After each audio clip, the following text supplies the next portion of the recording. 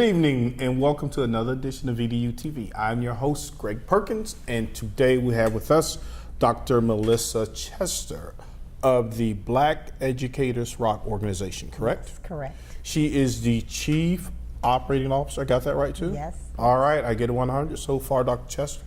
Welcome. Thank you. Okay, Black Educators Rock. We always like to give the people a little background information, all right? Okay. So tell us about yourself and how you got involved with the organization and its purpose and its mission. Great. I'll start with, like you said, telling you about myself. I am Dr. Melissa Chester, as you stated. I'm a college professor by training. I have a master's and PhD in sport management. Oh, okay. My bachelor's degree is in physical education, secondary education. I've taught on the collegiate level for over 15 years, undergraduate physical education, undergraduate and master's sport management. Mm-hmm. I also help athletes start their nonprofits. Oh, very good. Helped that athlete. My most notable athlete is Donovan Darius of the Okay. Donovan Darius Foundation. He played for the Jaguars for numerous years. He's Okay. an all-star safety, Hall of Famer, all that great stuff. And how I came to be with Black Educators Rock, Inc. is a former student slash athlete. He was an athlete at FAMU, football player. He was one of my students back in the day. He's gone on to teach. He teaches down south in Fort Lauderdale, yeah. Florida. Okay. He's a physical education teacher. Okay. And last summer, probably around this time, Kaiser, his name is Kaiser Roosevelt, he was at home and he was getting ready for the school year, and he was like, I want to do something different in my class this year. I don't want to do the same old stuff. I kind of want to motivate the students differently. His class sizes were large. He teaches physical education, like I said, and it's not the normal physical education class because there are a lot of students. And so he was like, you know what? I'm going to start this little group, little secret Facebook group. I'm going to invite some of my physical education friends and other educator friends. I'm going to invite 20. And I'm going to tell that 20 to invite their 20. And their 20 to invite their 20. And so he was like, okay. So he invited 20 friends, told them to invite 20 friends. The next morning he got up, there were 1,000 educators in the group. Oh, okay. He was like, oh, okay. So it's truly grassroots. It's truly grassroots. In less than 90 days, he had over 125,000 people in the group, all across the country. So they're sharing resources, they're sharing ideas, they're motivating each other for the school year coming up, sharing just funny stories, inspirational stories. And he realized, like, this is powerful. This is organic, it's natural. I have to do something with this. Hence, he reached out to his professor, Dr. Chester, and he knew I helped with nonprofits, and he asked for my assistance. Okay. And so we started to form the nonprofit portion from this Facebook group of 100,000 people. Okay. The nonprofit was formed like latter October. Okay. And Of last year. Okay. Wow, that's young. Very young. We didn't open up yeah. membership until January of 2016. Okay. So we have approximately, I'm going to say almost 900 members in the Okay. nonprofit nationally. So it's all over, educators everywhere. Our first year we decided to make it free for the first year and $40 for 2 years. Okay. We wanted people to buy into the organization. No, and you need money to operate. And people don't understand that quite. Yeah. I don't know why. I mean, you just need money to even pay your bills. Even to do anything. And so, it's free the first year because we wanted people to buy into it. And his thought process was, I want to help students, but why not help the teachers that help students? So I'd make a greater impact. And so we got that nonprofit started, and our goal is to impact teachers cognitively, conatively, and affectively. Okay, those are some big words. So cognitively. So break it down to me. Okay. So cognitively, that's their content area. Okay. You go to school, you get that knowledge. Okay. But just because you know you have your subject matter, doesn't mean that you're able to be an effective teacher. And so cognitive, that's when those desires and those feelings, those thoughts, they lead to actions. Okay. And then affective is when, just keeping them motivated and empowered. That's that emotional part to it. Yeah. And I think that a lot of our organizations forget about that part. They do, because I'm a former teacher, okay? I taught high school English for 5 years. I was an assistant principal for 5 years. Wow. And I'm still very active in it, right? And I work with some of the teachers that teach nowadays. It's really changed. And there's a lot that falls on the teachers' laps. And I have teachers on here, and I know they're not appreciated. Right. So Exactly. I'm glad you started a group like that Right. that will provide support to educators. Because, like you say, how are you going to help the kids if you can't help yourself? Exactly. And they do feel not motivated. Disenfranchised. They They're really disenfranchised. do. They really do. They've Yeah. lost their motivation. You know, more teachers than not now are looking at it as just a job. You Yeah. know? At one When it point, used to be a was passion. It was a passion. It was Yeah. a mission. Yeah. You know, and so we want to cognitively, and affectively affect them. And so our motto is very simple. It's encourage, inspire, and empower. Okay. Okay. You know, we want to do that. That's what we want to do as an organization. And so, hence, here we are. You know, less than 6 months old, right at 6 months old, and having our inaugural Rock Conference. You know what I like about your story, right? You guys had a conversation, probably wrote a couple of notes down on paper, exchanged some text messages. Now here you are, right? And you're having a conference. When is the conference? The conference is going to be July 29th through 30th. Okay. It's at the Sheraton Lake Buena Vista. Okay. Down near Disney is where it's being hosted, and the conference is going to be phenomenal. Okay. I have the honor to have a lot of a great sphere of influence. And so I have a lot of people who have poured into the organization this inaugural year because they understand what it takes to put on a conference. Right. That the hotel is not giving us anything and that everything costs. And the speakers that we have coming to pour into our educators are speakers that normally get paid. Okay. They usually get paid in excess of $10,000 to speak. But they're doing this for Black Educators Rock Inc. for free. Some of those names include author Tommy Mabry. Okay. He's a teacher in the Mississippi area. He is one that turned his life around, did a complete 180. Okay. He was expelled from numerous schools. He was shot and incarcerated all before the age of 13. Good Lord. Yeah, but he turned his life around. He's got a master's degree and he's a teacher now. Yeah, you make a lot of mistakes when you're young. Exactly. Most of us do. Most of us do, but we forget that as teachers. I know. Yeah, and so then there's Principal Kafele, Baruto Kafele. He's out of New Jersey. Okay. He's a phenomenal speaker, known for administration up there in the northern hemisphere up there, and he's coming to pour into it. He's gotten all types So of... they're donating their services to help you guys get started and get going. Yes. Because there are a couple of other organizations out there. Are you familiar with NAPSI? We are. Okay. We are. I wasn't because I'm not K-12. Right. I am higher ed and I'm sport management. Right. But we've had individuals who are a part of that organization to kind of reach out and say, hey, you guys need to talk. And we had a conversation and we realized that NAPSI, that foundationally we all are similar, but then we differ just because, like I said, our focus is just a little different. How so? I know you ain't got an answer. I know. You know how so? How do you? Well, I would say, okay, here's the thing, right? I hope you guys keep your grassroots efforts because I do a lot of volunteering and stuff too, right? And a lot of times people, they start out grassroots, right?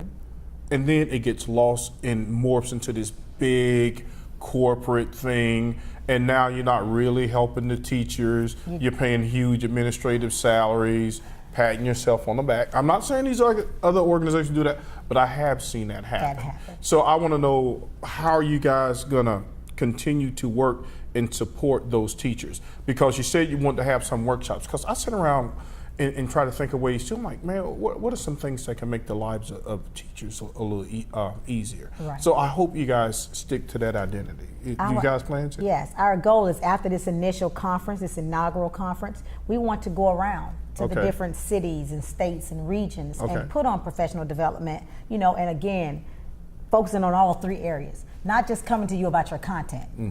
You went to school for that. Right. Hopefully your school did a good job. Right. But empowering you and motivating you to say, you know what, I love what I do and I do want to impact and affect these kids. Right. Some of the things we're going to talk about at the conference that you don't normally have at a conference. We're talking about home ownership. Okay. We're talking about credit repair. So you're fusing some stuff from the business world, some stuff you normally need in your life that will probably make your teaching job a little bit. Exactly. Like Like you said earlier, I can't be a good teacher if personally, I'm in a bad place. Right. Financially, we already know we don't make a lot of money as Yeah, teachers. yeah. Teachers And, should get paid. They should get paid more. Right. We have a lot of entrepreneurs. Right. We have someone that's come to talk about how do you become a part of the disadvantaged minority business. I think it's exchange, but it's a program that there's $10 billion out there that the state of Florida gives away each year. And there are things that you do to become a part of that program, and you become eligible for those funds. Oh, okay. We have an attorney, Mr. Thornton Williams, that's going to come and pour that information for free. Okay. You know, and so all these individuals, Dr. Lily Granger, Dr. Stephanie Paisley, she does the math party and the reading party. Okay, she's yes, known I'm familiar with her, internationally. yes. She's coming in. That's my cousin-in-law, and she's coming in to pour into these teachers. That's good. And so the conference is going to be phenomenal. We're just hoping to get the word out a little more locally here, because we don't have enough support from the greater Orlando area. We have them coming from other states, but we haven't done a good job of reaching out where the conference is actually being held. And so we're trying to get more of our teachers here. Where are you guys based out of? Jacksonville or Fort Lauderdale? Yes.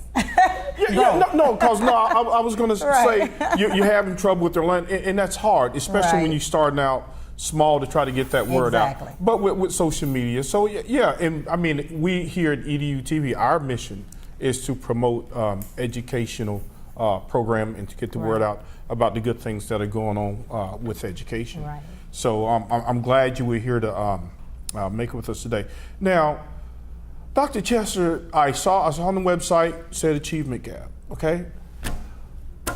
If I read one more bad stat, and I've talked about this, we're going to keep trying, we're going to be positive, right? Right. We're going to stay positive. We are. We've got it.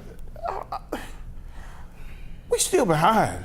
How we fix the achievement gap is we have to fix the people that are affecting the people that have the gap. Nobody focuses on the teachers. And so Okay. if we make our teachers stronger, we make them better. We make them stronger teachers, more effective teachers, then the gap will close, right? Mm-hmm. And so we're going to do things for students as well. Like we're partnering, we're talking about partnering with, there's a company called Dream Big Travel. Okay. And they do college tours. You know, they take Yep, the babies very in good. middle school. You know, just there are a lot The of exposure. nonprofits out there. And so Yeah. what we want to do is become that central organization Mm-hmm. that a lot of other nonprofits that we attach to each other, and we become this tree. And so we have these college trips for these babies to go on in elementary and middle school. Very We good. shouldn't be talking about college in high school. I know, you said it that happens. right. No, you're right. Right. Or senior year. Or senior year. Yeah, it's like, Right. are you kidding me? This Right. stuff starts way back then. So that's good, because I've always had a vision too of just having, one of my dreams is I want to have a center. Mm-hmm. And I think a lot of kids, either they don't pursue a professional career or attend college because they don't even know how to Dodge Connect, right? And so they'll just give up. I was at a gym, this guy was trying to sell me a gym membership last week, young black kid. He said he was homeless at one point, but he got himself together, right? Mm-hmm. But the guy was smart. I said, why didn't you go to college? He could not answer the question, right? Right. And I'm like, okay, that's almost not his fault, because the school should have done a better job of linking with, like you said, you want to have that tree. They should have done a better job of linking to those organizations that could help that kid. We have about 30 seconds left. Is there anything else that you want to tell us about the conference? It's July 29th through 30th Okay. at the Sheraton Lake Buena Vista, Okay. which is in the Kissimmee area. where do they go to sign up? What's the website? You go to www.berconference2016.com. Okay, The repeat conference that, is- because you know people don't listen. Okay, www.berconference2016.com. Okay. It is 2 for $199 or one educator for $125. So you can get 2 for $199 or 1 for $125. Well, we will be there supporting you in one capacity or another, and I am glad to have you as my guest. Thank you. Folks, thank you so much, and join us for the next session of EduTV.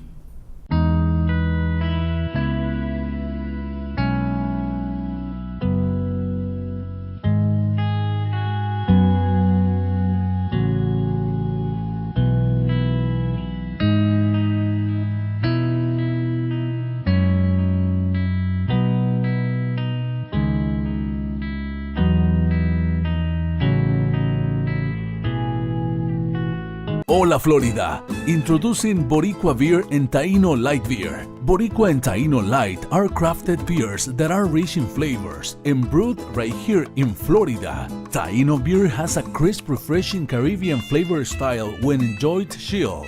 Boricua beer is a craft ale with full body flavor that is a beer drinker's beer. Boricua and Taino Light beers. Enjoy responsibly. Good evening. Welcome to another edition of EduTV. I am your host, Greg Perkins, and we have with us today Mr. Earl Bennett, and we also have attorney Charles Barfield. These two gentlemen, they are representatives of the Beta Preparatory Collegiate Academy of Orlando. How you doing, guys? How you doing, sir? Thanks for having us here. All right, let's get started. I did my homework, read up on the school. Okay. And so if you guys could just tell us a little bit about yourself and why you all started this school. Okay. You go first. I'm Charles Barfield. I'm a licensed attorney in Florida for about maybe 18 years or so. And I've been knowing Mr. Earl Barnett. We grew up as childhood friends for about over 30 years or more. And he served in different capacities in education, from principal and deans and in various capacities in educational system. And we always had this philosophy about doing in school when we got older and we graduated from college, and it was a dream. And with his academic acumen, knowing the technicality of it, and me being a lawyer, and working from defending people within the system, defending students or parents or whatever. And we basically took 20 to 30 years of what we thought were deficiencies in the public school system and cultivate a formula and a system that we believe that will be a holistic approach to making a child and a student that will be not just academically inclined, but have a social justice and a community responsibility. That we don't care about kids being a 1%er, but we believe that we want you to help others become part of that and expand that.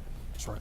So myself, I've been in education 24 years, 15 with Orange County School District, last 8 as a school principal in Dade County and Volusia County. For us getting together and developing this school and the model, like we kind of mentioned earlier before we got here, it was very important for Orlando to have a model like this, because a lot of the students who are going through the public school systems and going through the charter school systems, you know, they're doing a wonderful job per se, but there are many kids who have an additional need. Right. So creating a school where it's all inclusive, like for example, like Mr. Barfield, our board attorney and our board member, and we've got other members of the board who've come back and really just try to give kids from Orlando a chance. Like I said, I've been teaching and administrating and coaching. I started off as a substitute teacher in Orange County schools. Oh, wow. And kind of worked my way up through the ranks. And you know, I've coached basketball, coached a kid right here in the neighborhood, Amari Stoudemire at Cypress Creek. I was his high school coach through there, and many other players. And now it's just an opportunity to kind of come back to Orlando and give back to a city that's been so good to me. Okay, yeah, now I see that your school, this is going to be a private school, correct? Not a charter, it's going to be a private school, correct? It's a private school. Correct. Okay, and your focus is STEM. Tell us about STEM and why you guys chose that particular focus. Well, our 6 through 8 focus is STEM, because when you're looking at kids that come through the middle school, you're doing the research, a lot of our kids are falling off maybe like the 7th grade, second semester. That's when you start seeing a downcline, just in the whole educational process. But getting kids involved and just realizing the different learning styles of kids, knowing that you have kinetic, you have auditory, you have visual. And a big thing for us is putting all of them together so kids can understand. If you have a kid, if I'm an auditory teacher and the kid is kinetic, they have a hard time connecting. Right. But for us, what we've done, we've implemented technology, a positive technology in the classroom. All of our classrooms have smart boards. All of them have student response clickers. All of them have laptops. We're getting ready to get 25 computers per every 2 classrooms, because we believe technology, if used correctly, is very important. Right, right.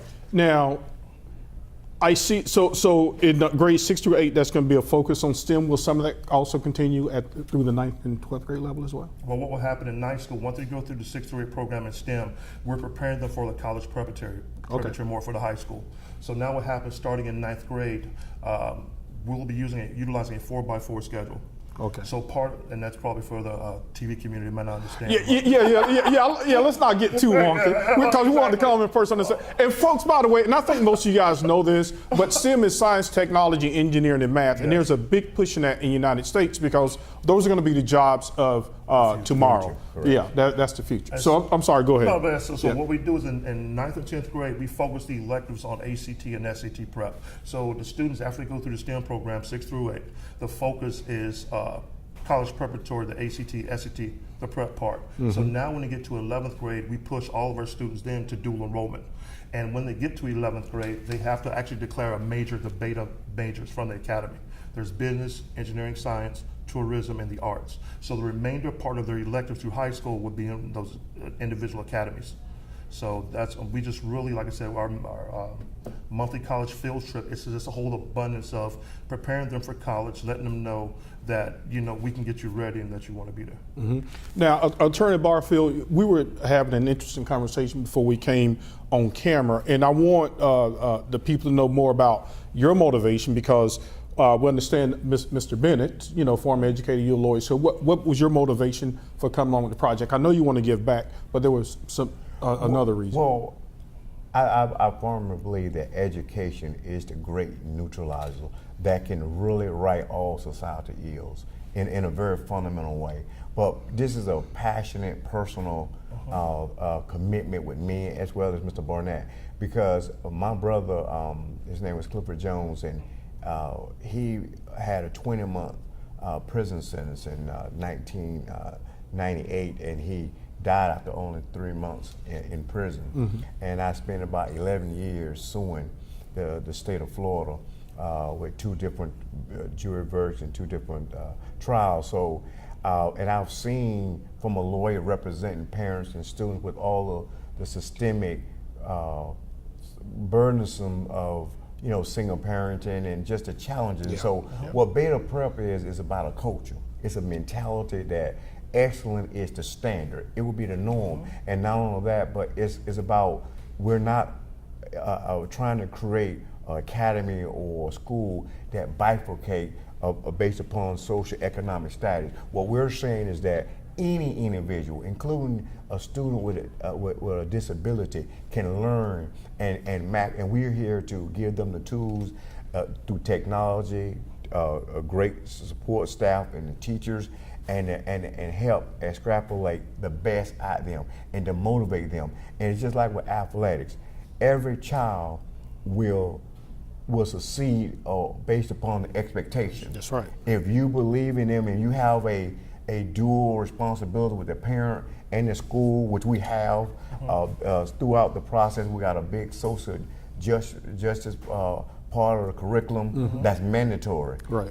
You have to have at least 30 hours before you get a degree at Beta Prep, where the community is a fundamental and a mandatory part of the graduation curriculum. So we're excited about that. And what we want to do is bring a holistic approach, meaning that we prepare kids not just for college preparatory, but we have that community service and we have that social justice component as well. So when they attend Beta Prep, they don't just understand about college, they understand about giving back, and they understand to go after what's right and what's wrong. Oh, okay. All right, very good. Now, with the preparatory, I was talking with a kid, and I always ask kids, what do you want to be when you grow up? Okay. Man, I tell you, and I was talking with some African American kids, we still say the basic stuff. I want to be an NBA basketball player. So what I did, I said, look guys, I said, that's okay, that's a great dream. I said, I also want you guys to realize the industry that's around basketball that you can do until you basically die. Right. All right, there are coaches, there are assistant coaches, there are marketing people, there are trainers. But it seems that we aren't doing a good enough job of exposing our kids to that. So, and I saw that you guys are going to have some things in place to help give kids exposure to what is college. Right, what does it mean to go college? So you guys want to take that? So actually what we do is we prepare kids starting in 7th grade. We do monthly college field trips. Okay. So beginning when they get there, we take them to different college campuses around Florida, South Florida, UCF, different local colleges, and as we go and we grow, we'll end up going out of state and so on, those sort of things. But I think it's very important to have those kids You know how you say back in the day, we walk the yard and understand a college campus and meet admissions people. Because now if you're in 7th grade, getting that mindset, when you get to 8th grade, it's a little easier. When you get to high school, there's an expectation, like we talked about before, of excellence that now comes about. So now in my mindset, because I understand what you're saying, if you go to a lot of young girls nowadays, what do you want to be? I want to be a nurse. But we are, they're engineers, they're architects, they're entrepreneurs, they're this, but a lot of them, a lot of times kids want to do what they see. Exactly. Yeah. So, and the good thing about myself, like I said, I've been in education 20 plus years. You have Attorney Barfield coming on, and all of the different individuals that we have coming back. But part of that Saturday morning that we can kind of get into is that we have tutoring and mentors coming in on Saturday. Okay. So for those kids who are having troubles or need that assistance, so on and so forth, or if they fall below a C. If they are below a C, they have 2 weeks to pull it up. If they don't, they have mandatory tutoring on Saturdays. And that's something we can kind of get into. But what it does is not a punishment. It's to get those guys the help that they need and get those one-on-ones. We got a couple fraternities coming in, a couple business people who are vested, who love helping kids. Just want to see them grow. And the thing about Beta Prep, it's all about giving. It's not about taking back. Right. Right, because a lot of times, we get successful, but we don't give back. And it don't necessarily have to be money. Right. Exactly. It can be knowledge. Time is the best thing you could ever give back to a kid. Yeah, I mean, because Saturday I did about 3 hours. And I'm like, I still got the rest of the day to myself. So a lot of people think that you have to just give all of this time, and really you don't. And I guarantee you, there was one kid in there that heard something that someone had said. Well, Greg, I don't think anyone, if they're honest within themselves, that what we call quote unquote success can say that they got a success exclusive by themselves. That's no right. one builds That's all the right. bridges, someone does something to assist you. And the most important thing is a role model. And no matter what, everyone that I ever know that you could say was successful will always tell you at some point in life, whether it's a 3rd grade teacher, whether it's a 5th grade coach or a Little League or Pop Warner, whatever, someone in their life, be it a family member or coach or teacher or a role model, made a difference. And that's what we hear about. See, we're trying to build entrepreneurs, and we want kids to have a choice to be employers, not employees. Right. And we want to give them more options. And so the thing about it is that, listen, we know that we want to teach kids that, listen, there's only a few sports jobs if you put them all together. Right. That's right. That's right. Football, NFL, basketball, if you put them all together, those are very statistically a small amount of jobs. However, you can be a doctor, you can be an attorney, you can be a teacher, you can be a successful person, but if people have not been exposed to those disciplines and those role models, they don't know they really exist. It's just a philosophy. Exactly. It's not real to them. But that's why we got the mentors here. So you can see attorneys, you can see doctors, you can see different people. And when you go to, if a person haven't been exposed to college, it's hard to dream something just from a total with nothing there. You know what I'm saying? So we got to give them the tools and the ability to say, if he can do it, if she can do it, I can do it. Because even getting to that point in a weekend, like we talked with the monthly college field trips, we want to be in a position where we get a 2nd and 3rd bus and take the parents as well. Because a lot of the parents have never been on the college campus. Never been. And now for us, like I said, it's about intertwining families back together. And if you've got a parent who goes on a college field trip, maybe the first time them being on the college, now we've got that reinforcement. Hey, we went to the University of Florida, and you said you liked it. So the first thing I ask kids always, what school do you want to go to? I want to go to Florida. They say that for everybody wants to be a Gator. I know. And okay, well, what do you want to do? What are the criteria to get in? Then they freeze on you because they don't know. Yeah. But part of Beta Prep is what we do starting in 9th grade. We introduce to you, okay, I want to go to LSU. What's the requirement? What's your ACT scores? What's this? And we make them research those things. Okay, hold those thoughts, folks, and we'll be right back.